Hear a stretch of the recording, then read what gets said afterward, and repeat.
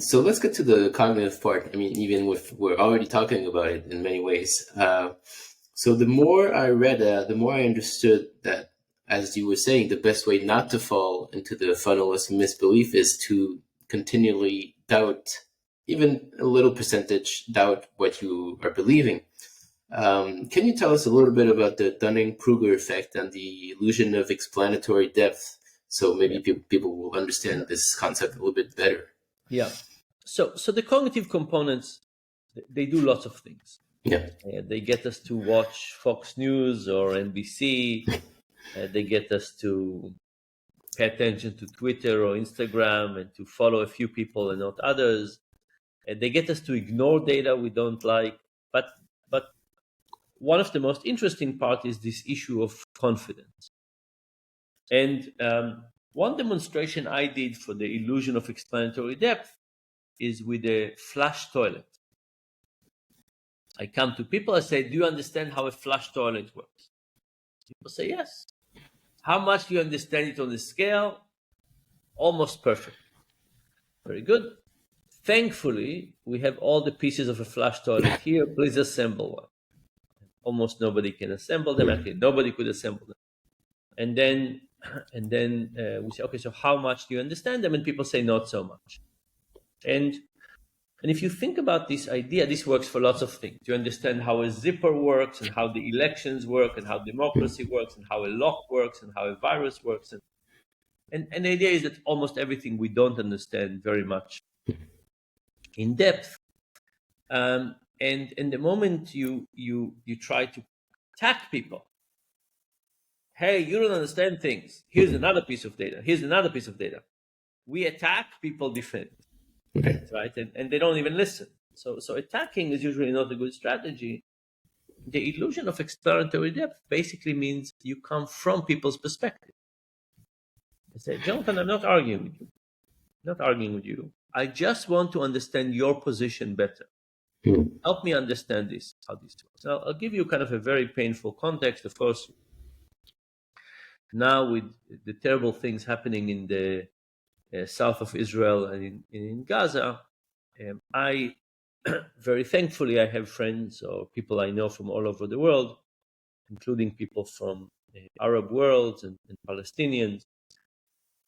And after October 7th, quite a few of them wanted to have discussions about this. And there's lots of ways to have discussions. You can discuss what's accurate in terms of history.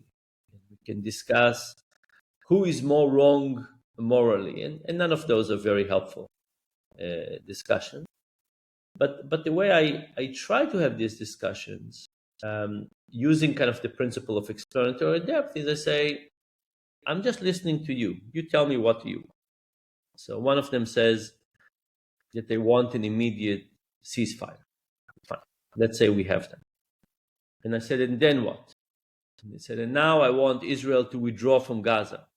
So, that would be fine. Let's say we do that. And I say, and now what? And they said, what do you mean? I said, this is just the beginning of the idea. You can't finish it then. I say, what do you do with the Hamas? I say, do you let them arm? I say, for example, do you give them permission to have nuclear weapons? And they said, no, of course not nuclear weapons.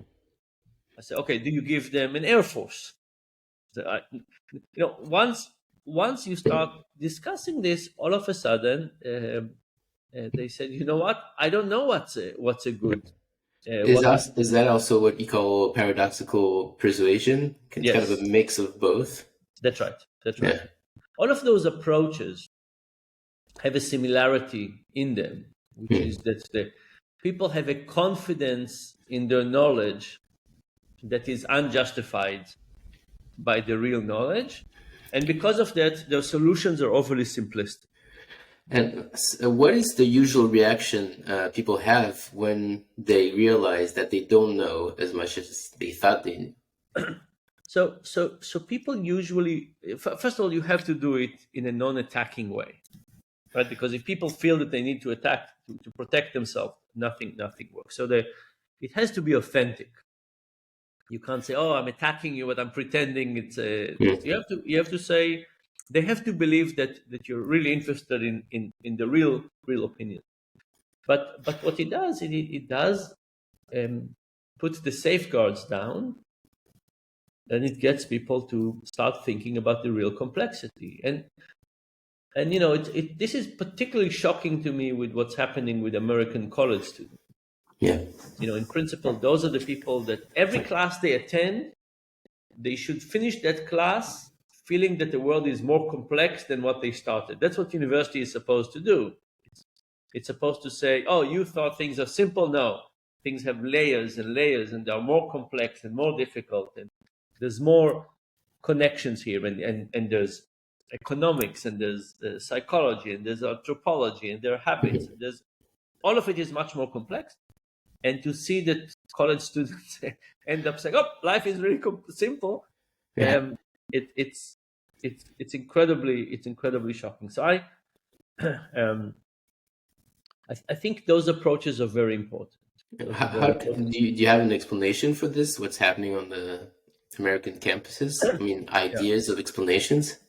yeah. So it's multifactored, but I think that the biggest thing is that um, what they're saying is really not about the Palestinians, and it's not about the Hamas. I think what they're saying is about identity.